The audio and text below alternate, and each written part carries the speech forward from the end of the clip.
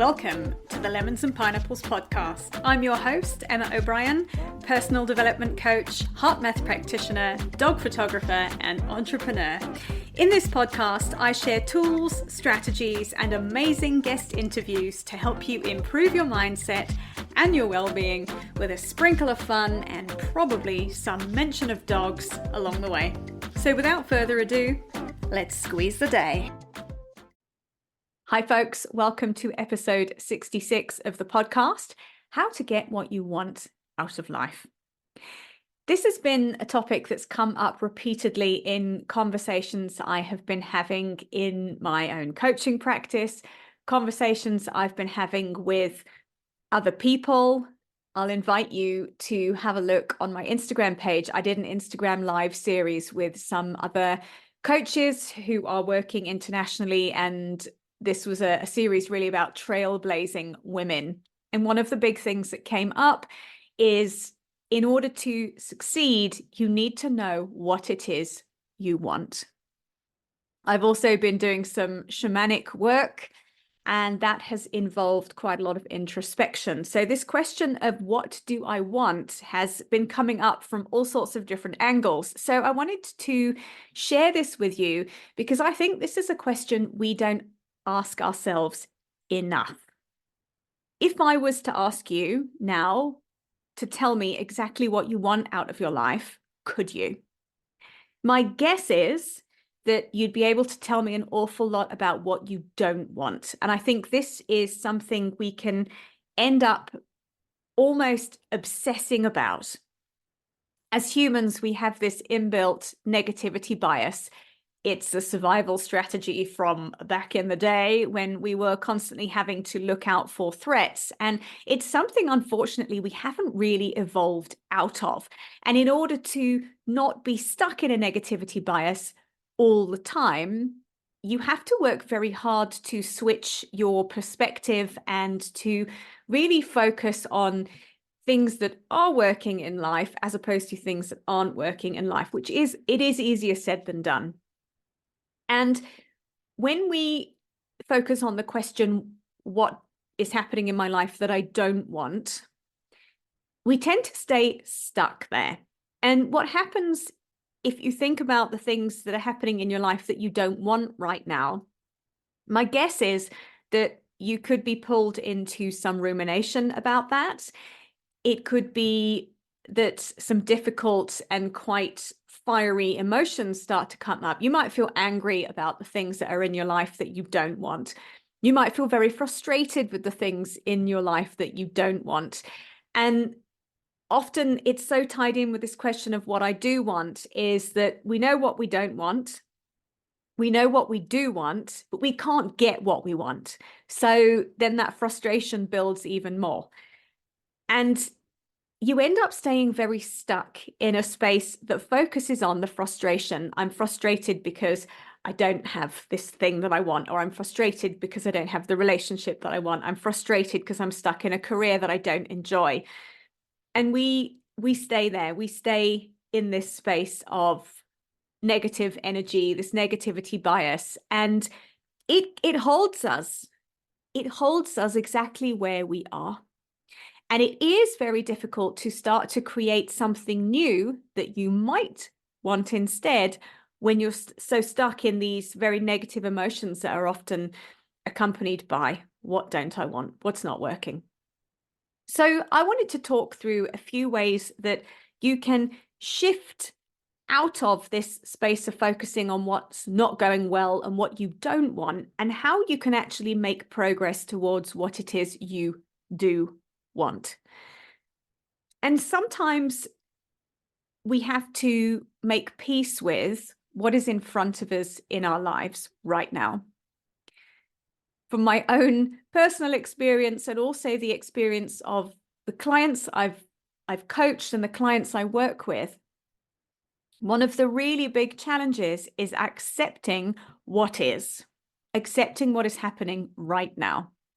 Because a great source of unhappiness for most people, in my opinion, is kicking against what is, being frustrated by the way things are. And I've already talked about how when we sit in a space of being frustrated, you stay stuck there. And of course, the more frustrated you get, the more you wind yourself up. You'll be waking up at 2 o'clock in the morning, and the first thing that'll pop into your mind is how frustrated you are with what's going on, and how angry you are about it, and how unfair it is, and how you don't want it. And again, those feelings just keep us trapped there. So the first thing you can do is actually make peace with what is in front of you. The second thing is to be aware of the stories you tell yourself about what is in front of you. I've already mentioned some phrases that come up, in my own life with things that have happened over the past. It's not fair. I don't want this. Why is this happening? I don't know how to change this. Why doesn't the other person change? Why am I here again? I think sometimes we can end up stuck in repeating patterns of things that we don't want that continue to show up. Very annoying. But being aware of the stories you tell yourself about what is happening in your life is very, very powerful, because when we are aware of the stories we tell ourselves, we have the power to be able to change them. Our thoughts are so powerful when it comes to creating our reality. And if you are sitting in a reality of things that you don't want and feeling very frustrated about it, a lot of it is self-created. And when you realize that, you have the power to create something else. The third thing is to start to get to this point of, what do I actually want instead? And to come at it not from a space of kind of anger and rage, but a calm space of, what if I'm not enjoying what's happening right now? What would I enjoy instead? And a great question you can ask is, what lights you up in life? What are the things you can name right now that bring you happiness and joy and contentment or fulfillment, or make you feel like you're on purpose? What are those things right now, and how could you do more of them to bring yourself some happiness and some positivity, even if you're stuck in a space that you don't want to be in? And how can you do more of these things that bring you joy on a regular basis? Because when we start to do the things that we do want to do, it leads us in a different direction from being stuck in doing the things that we don't want to do. And I think there are quite a few words that come up when you think about this thing of what don't I want?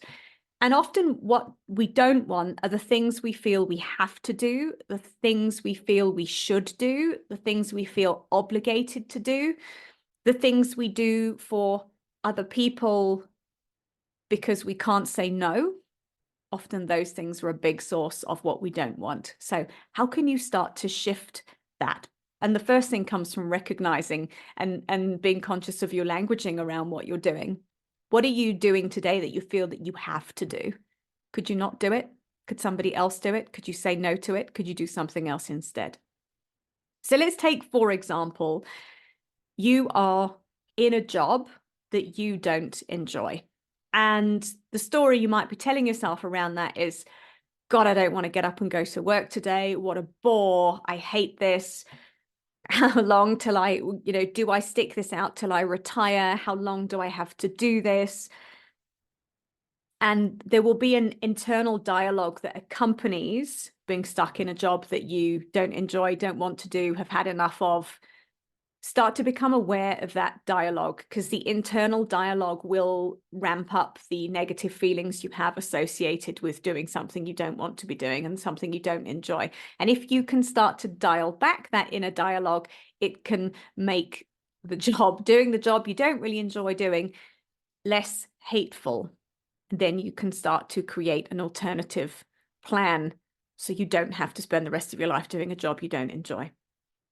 And I touched on this already, is how can you make peace with being in a job you don't enjoy right now? How can you make peace with that? Why are you stuck doing a job you don't enjoy? Powerful question. Why? What stories are you telling yourself about being stuck in a job you don't enjoy? What would you like to be doing instead? And how can you make that happen? I have a friend who has been very successful in her career, but she got to a point where she ended up feeling a bit stuck in the job she was doing. And I don't think she was quite at a space of not wanting to go to work every day, but she'd got a bit fed up of it. It had got monotonous. She went and retrained as a coach. And instead of kind of thinking, oh, I'm going to have to jump ship, and I'm going to have to go and do something completely different somewhere else, she actually went to her employer and she said, I've trained in a different skill set now. Is there a way that I can incorporate that into the organization? And amazingly, HR came back to her and said, great, we could really do with having some coaching for some people in one of our departments. So how about we look at creating a role for you? So changing your life doesn't always mean having to literally throw the baby out with the bathwater. Sometimes if you just ask the right questions and take a step back, you can find an alternative route that doesn't mean turning your life completely upside down, which is, it adds to the stress when you're already in a situation where you feel quite stuck. So I'm going to ask this question in a different way to you now. Is there an area of your life that is not lighting you up at the moment? And that might be a relationship, it might be a job, it might be not feeling on purpose, it might be feeling like you've stagnated, whatever that is for you. What do you want instead? And what might be the first steps for you to take to move towards the thing that you want instead? Now, this is my area of expertise when it comes to coaching people, is helping people get unstuck from situations that they've kind of got trapped in because they can't see the wood for the trees. It's very difficult when you are in a space of being really, really stuck to be able to make a plan and make another move, because it is very hard. I know, because I have been there, and it is a horrible place to be stuck in. But sometimes it just needs a little bit of objectivity and some idea bouncing and some strategy with a coach to be able to help you to get out of that. So I recently qualified. I am now a certified Martha Beck Wayfinder coach. So for the next week, that is until the end of May, I am going to be offering 5 uplift coaching sessions, which are 90-minute coaching intensives, and they are usually £495. I'm going to be offering those for £295. So if you've listened to this podcast and this is resonating and you're thinking, yeah, I do want something else, and I'm actually ready to step up for myself and go and get it, I invite you to pop me an email. It's emma@emmaobriencoach.com, or pop me a DM on Instagram @emmaobriencoach, and let's chat about how I can help you make the first move and start going towards a life that you really want and you really enjoy. I don't think we are here just to get up, go to work, and rinse and repeat until we die. We have this one go at life, and I think all of us are entitled to be able to enjoy that. Sometimes we don't know how to enjoy it because perhaps it's not been modeled from the people around us or in our upbringing that you're allowed to actually enjoy life. You're allowed to actually enjoy what you do for a living. You're allowed to have fun whilst you're here. So I would love to hear from you if you are ready to have some more fun and to really go after something that you want and that's meaningful for you. So get in touch with me. I'll pop both the links in the show notes. And like I said, the uplift session at £295 will be available for the next week only. So I look forward to hearing from you. And thank you for being with me in this episode today. I will see you same time next week. Bye for now. Thank you for listening to today's episode. If you've enjoyed it, please share with your friends, and be sure to leave me a 5-star rating and review, especially if you're listening on Apple Podcasts. To find out more about my one-on-one coaching, please visit my website, which is emmaobriencoach.com. And remember, folks, when life gives you lemons, you can always choose another fruit. See you next time.